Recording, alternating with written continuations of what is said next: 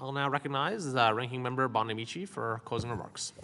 Thank you. Thank you very much to the witnesses. I think it's been an excellent discussion, and I don't think there's any question that we all agree on the importance of career and technical education. That is clear. There is a difference in looking at career and technical education as education or looking at it as job training. I think we need to continue that conversation. I also want to note the full committee chairman, Mr. Wahlberg, talked about complimented Oregon, which I appreciate very much, and I just want to note that Oregon runs its CTE programs through our Higher Education Coordinating Commission that works with the Department of Education. Our workforce programs are run, like apprenticeships are run through our Bureau of Labor and Industries, but workforce and career and technical education are education.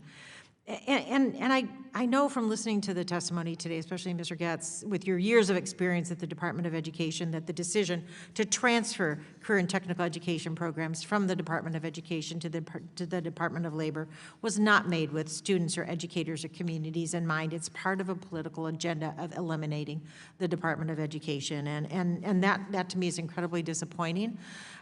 When the people with expertise are losing their jobs and the expertise is not there anymore.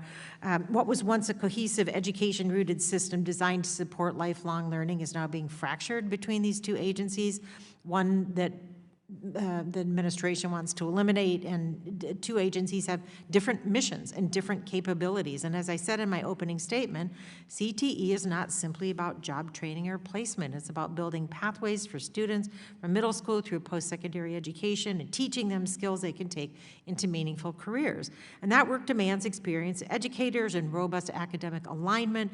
Deep coordination with local communities is something that the Department of Education has long provided.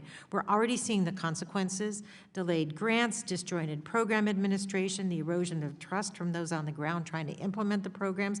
And I do want to note as well that Perkins doesn't set curriculum. That is done at the local level. There's a suggestion that Perkins or the federal government is setting curriculum. We don't do that. That is up to the states and localities. And I think you could see by the testimony today that it is local decision making. The Perkins dollars help. They help with equipment. They help with the funding. And let's not forget the broader context that this move is part of, as I said, the strategy to dismantle the Department of Education, and that's part of the Heritage Foundation's Project 2025 is deeply concerning. This is not about job numbers or job training. If we care about student opportunity, if we care about educating students of today to fill all of the jobs of tomorrow, we cannot allow this misguided transfer to stand.